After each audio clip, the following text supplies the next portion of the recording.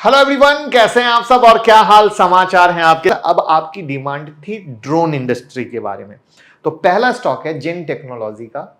ठीक है, ये 1996 में इनकॉर्पोरेट हुई थी। ये कंपनी डिफेंस और सिक्योरिटी फोर्स के लिए कॉम्बैट ट्रेनिंग सॉल्यूशन और काउंटर ड्रोन सॉल्यूशन बनाती है। ये काउंटर ड्रोन सिस्टम हमारे देश के जवान को ड्रोन अटैक से बचने में हेल्प करते हैं। इसके अलावा अदर प्रोडक्ट भी हैं जो मैं आपको दिखाना चाहूंगा।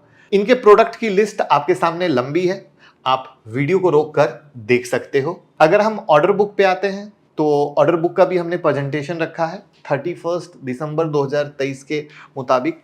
तो 1 अक्टूबर 2023 को इनका टोटल 1403 करोड़ के करीब का था। फिर नया ऑर्डर इनको Q3 फाइनेंशियल ईयर 2024 में आया जो 129 करोड़ का था।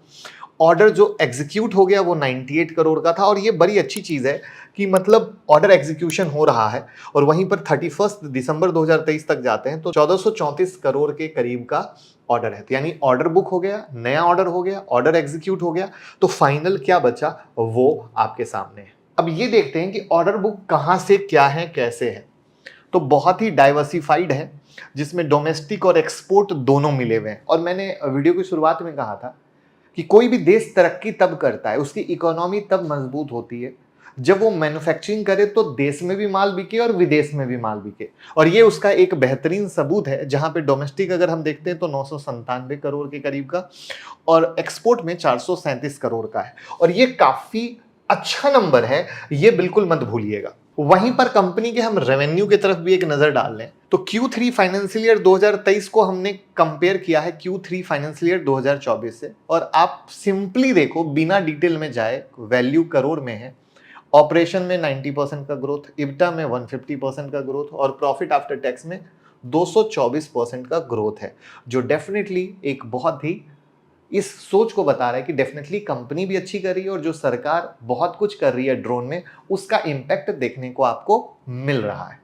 अब यहाँ पर कुछ कंपनी का भी कहना है, वो सुन लेते हैं। उनका कहना है कि फाइनेंशियल ईयर 2024 के एंड तक 450 करोड़ का रेवेन्यू जनरेट कर लेंगे और आप ट्रेलिंग 12 मंथ 369 करोड़ का हो गया है ऑलरेडी। तो उम्मीद है कि आराम से 450 करोड़ का टारगेट हो सकता है। इन्हें अपने बिजनेस पर इतना कॉन्फिडेंस है कि नेक्स्ट फाइनेंशियल ईयर तक 950 करोड़ के रेवेन्यू का टारगेट लेकर चल रहे हैं। कंपनी के मैनेजमेंट का मानना है कि कंपनी नेक्स्ट 2 से 3 साल में 50% CAGR का ग्रोथ शो करेगी। बट भूलिएगा मत, कोई भी कंपनी अपने कंपनी के बारे में जो सोचेगी वो अच्छा ही सोचेगी, मैनेजमेंट कमेंट्री अच्छा ही बोलेगी। कंपनी को अपने R&D पर इतना कॉन्फिडेंस है कि उनका कहना आने वाले से 4 से 5 साल में एंटी ड्रोन सिस्टम में वो वर्ल्ड लीडर हो जाएंगे, भगवान करे हो जाए। बट याद रखिएगा कि मैनेजमेंट जब कहता है, सुनना अच्छी बात है बट आंख बंद करके कभी विश्वास नहीं करना चाहिए। अब चलते हैं फंडामेंटल पर। तो फंडामेंटल पे चलने से पहले आपको पता है कि हम आपको टेक्निकल बताते हैं।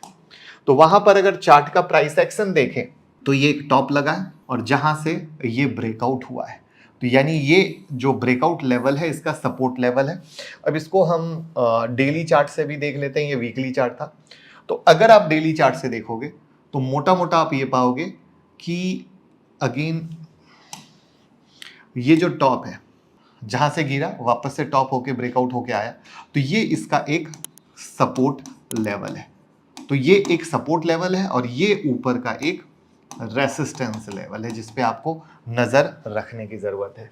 अब अगर हम जेनटेक को देखते हैं तो स्टॉक पीए 74.7 और इंडस्ट्री पीए 63.4, यानी थोड़ा महंगा है।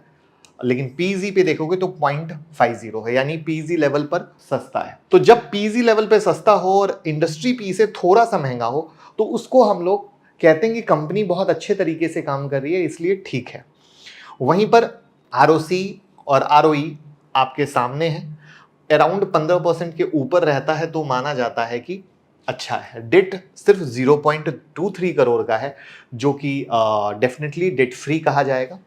वहां पर अगर आप गौर करोगे तो जो इनका ओपीएम परसेंटेज है, अगर वो गौर करो तो 43% के करीब मार्च 2020 में आया था जो टॉप है, और वापस से ट्रेलिंग 12 मंथ पे 43% के पास है। यानी ओपीएम परसेंटेज एक गेन के पैरामीटर पर है, यानी एक अपर लेवल के पैरामीटर पे है, जहाँ पे मैं हमेशा कहता हूँ ओपीएम परसेंटेज अगर अच्छा है तो कंपनी ग्रो करेगी, जो चार्ट पे दिखता है। वहीं पर अगर प्रॉफिट बिफोर टैक्स देखोगे या प्रॉफिट नेट प्रॉफिट देखोगे तो वो डेफिनेटली ग्रोइंग है।